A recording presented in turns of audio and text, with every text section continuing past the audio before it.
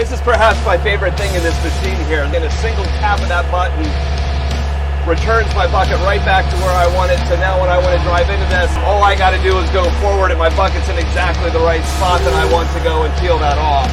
Say I was taking a set of pallet forks, right, and driving into a skid, coming in and then hitting this button, and then returning right back to my truck height. It's called return to dig, but it can return to a lot of other positions too, depending on what materials you're moving around.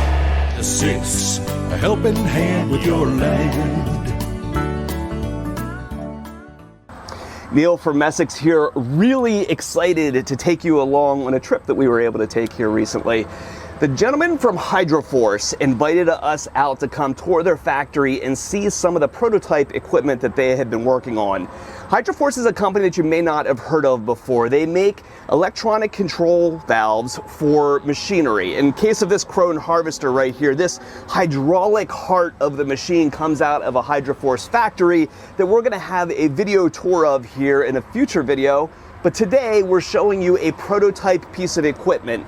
This company goes through and they build these industrial Legos that the equipment companies are going to use in manufacturing equipment. And in order to help prove out how those different Legos can improve how a machine works, they developed some prototype equipment that we're going to take you through here today. The machine that you're going to see is a traditional off-the-shelf skid steer that they have removed all of the normal hydraulic components from and replaced them with their electro-hydraulic equivalents to show how those can impact the feel and operation of a machine. So the unit that you're going to see here today isn't from any particular manufacturer. It's not a machine that you're going to be able to buy, but more than likely you're going to see these technologies floating into other machinery on the marketplace here before too long. HydraForce specializes in electro-hydraulic controls, and you know, we see that market growing. We see customers going more towards electro-hydraulic controls for various reasons, including, you know, ergonomics, operator comfort, productivity, and the fact that a lot of implements used on these types of equipment are going to be are already moving towards electro-hydraulics. And so we saw the opportunity for us to improve the controls on these machines because today's electro-hydraulic solutions being offered by the marketplace are seen, I think, somewhat like a degradation in like feel, yes. Right?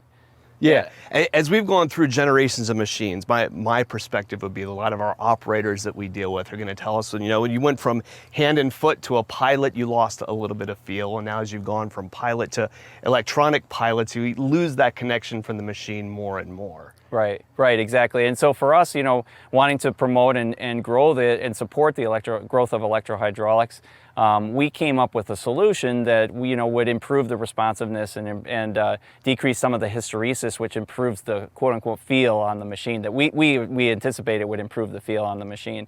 And it allows us to also tune it, so maybe customers who want it to feel slightly different can actually be made to feel slightly different.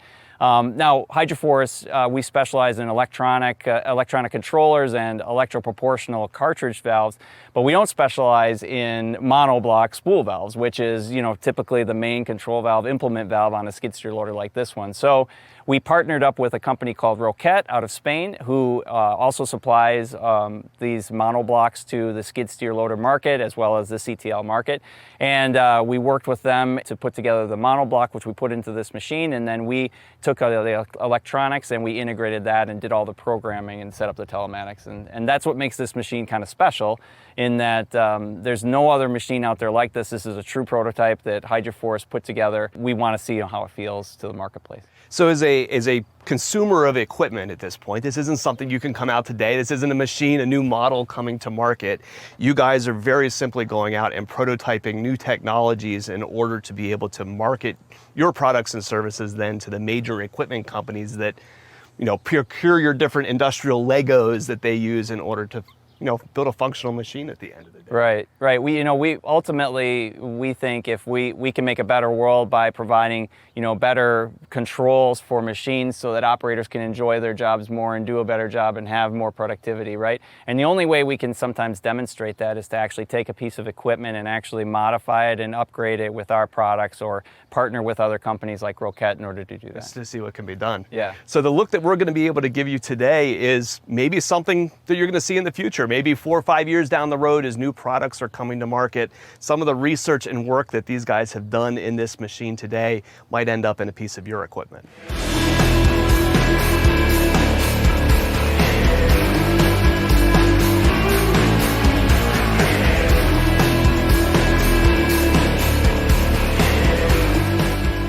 So this machine is one of a kind here, right? Yeah.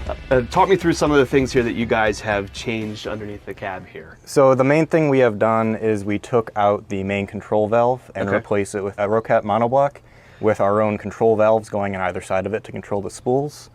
We swapped out the ride control for our newer ride control that we've been advertising, and then the self-level we changed from hydraulic self-level to electronic sensors. And then the monoblock itself actually controls the level of the bucket to the level of the lift. So that's essentially this large valve assembly down here. And then this entire thing. Yes. Correct, is really the heart of the machine when it comes to the boom bucket functions. Yeah, and then the auxiliary, which it also has really good control, it's just not being used. Okay, yeah, we don't have anything to run it today.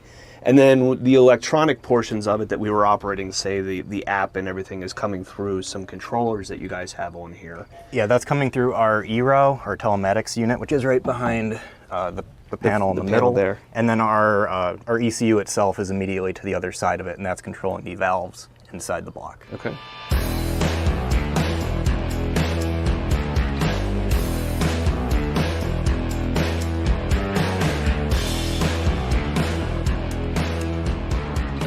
So tell me some of the things that are different in this machine than its stock configuration. What am I looking at here? Sure. So first you have the auto level switch up there. Okay. That keeps the bucket level regardless of what you do with the boom. Okay.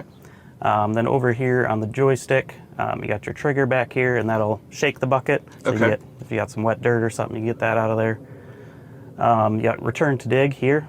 So you double click that and you can set a position. Okay. Then you can move the machine around however you want, and then if you single click it, it'll go right back to that position. So this is double click to set, single click to return. Yep. Okay. So if you want to go into a pile over and over again, you can just click that and it'll go back to that same position. Okay. How does the machine remember where that position is?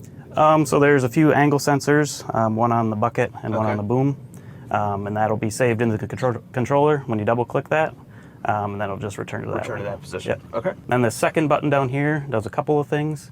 There's a float mode, so if you hold it down, it'll go into float mode. Okay. So if you're back dragging or something, you can do that. So I've got float, return to dig, shake, Yep. and self-leveling to play with. Okay, we'll check it out.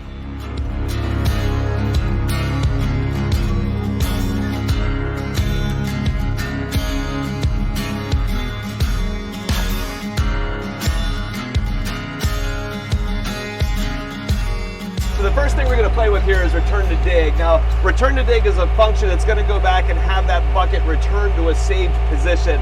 That's something that's pretty common in big construction machinery, but not something that you frequently are going to see on a skid steer.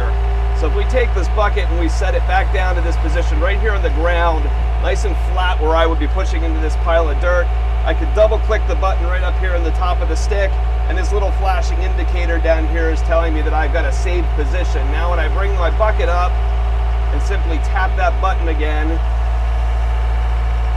the bucket returns right back into that position using those angle sensors. So now when I go forward, I'm right where I want to be in order to go into my pile of dirt. So I go in, and as I'm backing up again, I can just hit that button and automatically that returns right back into place. So in terms of doing repetitive tasks, smart automated functions like this just make your life as an operator a lot easier, right? If you're a landscaper or a contractor or something and commonly going right back into piles over and over and over again doing material handling, that's one last thing that you have to eyeball and think about as you go back and forth using that return to dig function. If, say, I was loading up onto a truck or something too, I could take a high position like this, double tap to store that location. Say I was taking a set of pallet forks, right, and driving into a skid, coming in and then hitting this button, and then returning right back to my truck height, right? So a lot of cool applications for that, right? We're not just, it's called return to dig, but it can return to a lot of other positions too, depending on what materials you're moving around. So this other one right here would be the trigger function on the front for bucket shake. This was kind of one of my pet peeves in a lot of these early electronic joysticks, is the amount of, say, averaging that has to be done, right? If you're moving these things around too fast, you could get some jerky functions and stuff out of the machine, but there are times that you want jerkiness, right? If you're trying to knock the dirt out of a bucket, you need to be able to rattle that bucket hard in order to be able to get them out. Having a function like this on the machine, like these guys have designed, allows you to kind of have a soft feel to your sticks when you want that, but still be able to call up a rough function to knock that dirt out, right? So if we come up here, pull this thing forward. Now my pile is not particularly sticky here. Just come over and hold this down. I get a cool shake out of the bucket right there, right? Just electronically, the machine's doing that. I can push that little trigger and off it goes, right? I don't have to sit here and jerk the stick back and forth to do that, right? Again, this is a machine with sensitivity dialed back. This kind of shaking, eventually right here, the machine will stop responding, but going through and having a button to do it, I think is really cool. That's an innovative way to use, you know, many of the extra buttons and stuff that you often have on some of these electronic sticks. So my next function here is going to be soft ride. So soft ride is very simply a hydraulic accumulator that allows the boom to bounce independently of the machine. It makes traveling back and forth in a skid steer a lot easier. The machine doesn't buck back and forth nearly as much. So by going into the pile of dirt here, curling this back, you'll see here as I drive, I buck around quite a bit. And if I come up here and I double tap this function, you can see there when it turned on, my boom sponged a little bit. Now when I drive, it allows the boom to bounce, and it makes my transport a lot less jarring. Normally when you turn this on, you'll see the boom drop down and sag, and they've been able to eliminate some of that in the way that this is put together, which is cool. You don't get that drop that often happens in machines when you enable that ride control. So cool that engineers in modern technology are able to look at that kind of stuff and actually address and improve upon it. Now another ride control thing that happens here is when we push into this pile of dirt, and when you have that accumulator turned on and you go to dig, so there I'm on, oftentimes that sponginess in the boom causes problems for you when digging. And you can see a little bit of bounce of the boom as I'm coming up and out of the pile of dirt. But I can still get into the pile and really bury it and really fill it quite well. I feel like I get less, I still have an accumulator in there that's turned on, right? But I get less sponge out of it with it turned on. Now, one of the engineers and I here were sitting and talking earlier, was like, okay, what else can this machine do once we have this technology in here and these extra positional sensors and stuff? And we said, hey, you know, you can continue these concepts further and continue developing this machine with these new technologies on it, and say, when the boom is down at ground level, shut ride control off automatically, and when you come back up again, be able to turn it back on. And their ability to do some of that kind of stuff without introducing those drops and stuff that happen within the accumulator turns on is cool. As a, say, machinery enthusiast or sales guy, whatever you want to call me, I appreciate this kind of stuff. I think it's really cool when people can sit down and continue to push the envelope of what this equipment's able to do. So it's a function that's actually commonly seen on this kind of machine. The thing that's unique about the guys that we're working with here is their implementation of it, right? A lot of times when you look at the mechanics inside of a skid steer, you'll see a separate valve assembly and accumulator tucked off inside the side of the machine that does that function. And in the case of this kind of hydraulic brain that exists inside this machine, they're able to kind of wrap all of these functions into a single package that makes it take up a lot less space inside the machine. So from an engineering perspective, that then, say, creates more space inside the machine for an operator, or better placement of controls when you can have less space taken up inside the underbelly of the machine by all the mechanics in order to do these things. So floating right here is a single tap of that yellow button, and you can see right there where that kicked on, again, just kind of opening up my boom circuit and allowing me to back drag this file smooth. Again, like mostly a standard skid steer function, just it's really cool when you think about it, right? The guys that go through and engineer this stuff to create these functions in a different way, I think is innovative in what they're trying to do here. So the next function we're going to test here is this machine's self-leveling. Now, self-leveling of a boom is a function that you're going to find in other equipment. Generally, it's done hydraulically, and they have this set up a little bit differently. Because of the sensors that they have out on the boom now for return to dig, they're also able to do the functions for the self-leveling using those same functions as opposed to having to do it hydraulically. When you look at the guts inside of the machine, the hydraulics that it takes in order to do that self-leveling function are fairly complicated. It adds more bulk and complexity and that kind of stuff down underneath the cab. But in this machine, simply going and implementing that with these position sensors allows it to be a little bit cleaner and also allows it to work in both directions. Sometimes when you see this is a function that sometimes works going up but not coming down, again, depending on how the underside of the machine was plumbed. In the case of this, you can get it going in all directions. So I'm going to start with this off. So I'm going to sit up here with my bucket level. So I'm going to have it here bucket level with the function turned off. Now keep in mind this is a radial lift machine, so as this boom goes up, this bucket kind of pulls back, and this is with it shut off. So you'll notice here that as I go up, once I get up here to height, my bucket is no longer level. Now, if I was loading something up high or if I was doing pallet fork work, that's not particularly desirable because the angle of those forks is going to change as the boom goes up, potentially dumping the load back on myself. I have self-leveling turned off. You're going to see how my bucket curls back as it goes up.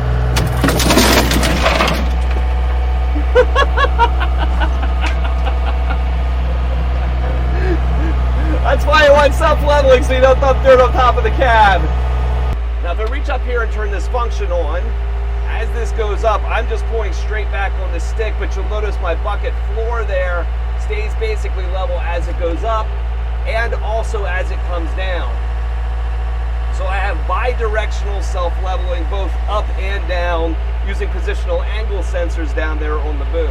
Yeah, what really makes this machine unique in that case, it's not necessarily what it's doing there, but it's the simplicity that these guys are able to do this with using these valve packages down underneath the machine. So what do we got here? So this is basically a web server you can connect to on the skid steer itself. Okay. So to start off here, you just have your main screen and then your diagnostic screen.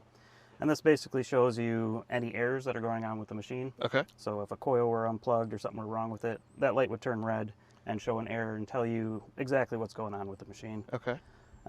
You can also see the machine data. So this is a bunch of different parameters in the machine. You see engine RPM, boom load, some other things.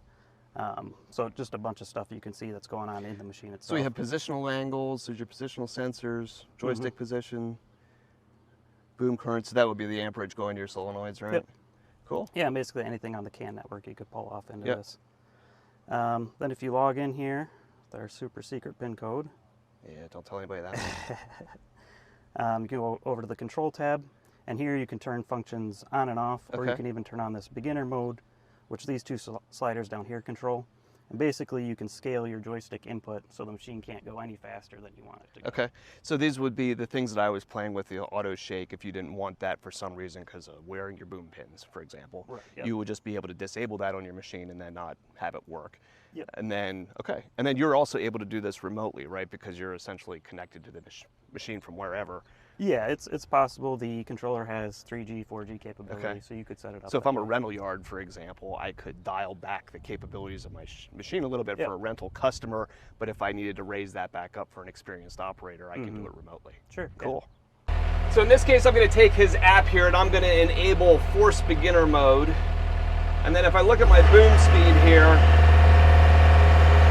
You're gonna notice how slow this moves now. So if you were a rental yard, for example, or trying to train a new operator, you can get some ludicrously slow speeds here, right? But that allows me now to dial my boom speed back up if I move up to some little bit quicker, or cranked up the whole way.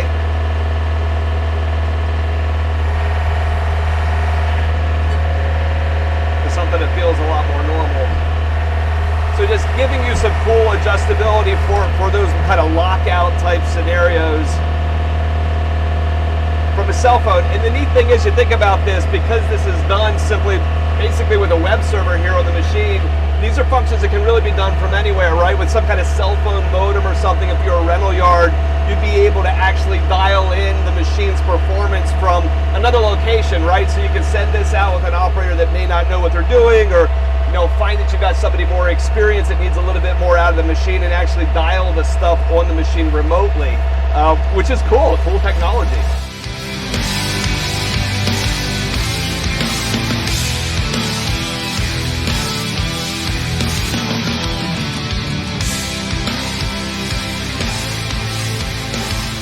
Special thanks to the guys from HydraForce. This is the team that put this machine together. And I think it's really cool to be able to combine all of these different disciplines, the different things that these guys bring to the table. The time that we've all been able to spend out here together talking about what they've done and where they're headed with this machine is really cool. And it gives an awesome look into the future of machinery and how these things are being developed. So thank you guys for what you do. It's been really cool. I hope all of you have enjoyed kind of the trip out here that we've been able to give you, to take a little peek behind the curtains on how all this stuff is made.